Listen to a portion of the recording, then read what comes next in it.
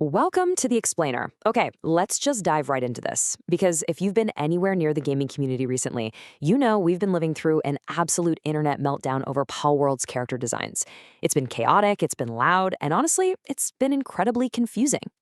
Today, we're going to look directly at the sources to break down the massive controversy surrounding one specific PAL and separate the noisy internet fiction from the actual, very surprising legal reality. Did Palworld steal Eevee? That is the explosive question that sparked just viral outrage among fans during Palworld's 1.0 launch.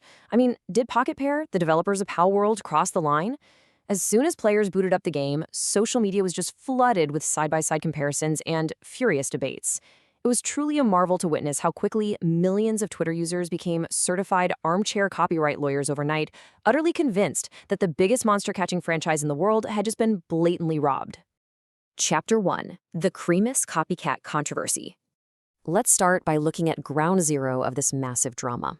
We're talking about PAL number 015, affectionately or, well, perhaps controversially known as Creamus. Outright plagiarism. That was the battle cry. This wasn't just a few quiet murmurs on a forum, right? This was hyperbolic internet outrage at its absolute finest. Players were angrily accusing Pocketpair of blatantly ripping off Pokemon's famous mascot. Public sentiment was completely convinced that a major line had been crossed. And, to be perfectly fair to the critics, they weren't just making things up out of thin air. Because when you break down Eevee's features right next to Creamus, the visual overlap is undeniably suspicious. Look at the long, pointed ears, the quadrupedal four-legged stance, and most notably, that massive, fluffy, cream-colored ruff around the neck. They share a nearly identical silhouette. Honestly, if you just squint a little bit, you might not even be able to tell them apart.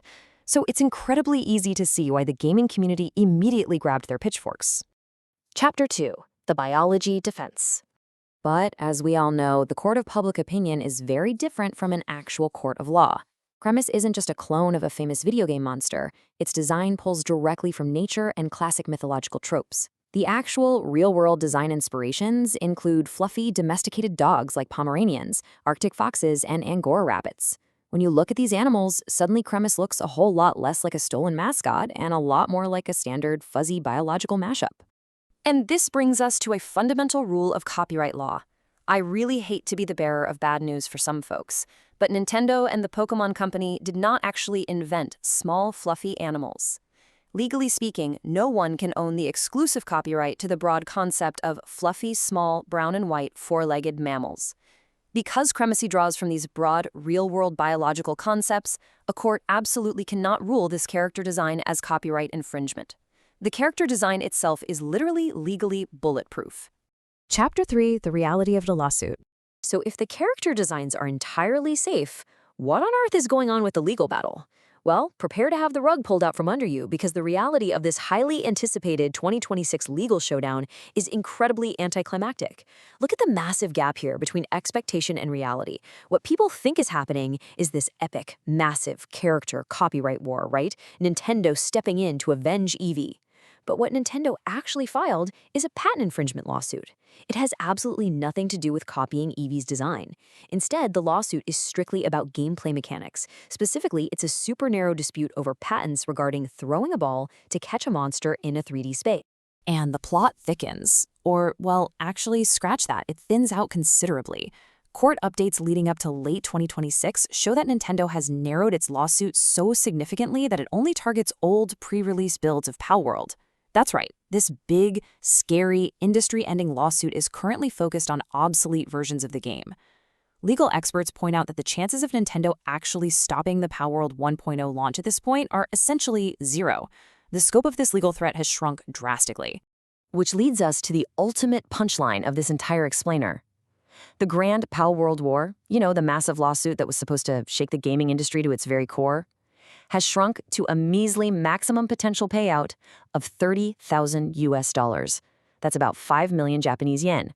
For two massive corporate entities, $30,000 is practically pocket change. It is an incredibly minor, borderline comical dispute at this stage. So the conclusion we can draw from the source data is really undeniable. Despite throwing the weight of their massive, multi-billion-dollar legal machine at Pocketpair, Nintendo has effectively lost the Palworld War. They aren't getting the game shut down, they aren't securing massive damages, and most importantly for our fluffy friend, Creamus is legally untouched and completely safe. So we have to ask ourselves, what does this all mean for the future of monster catching games?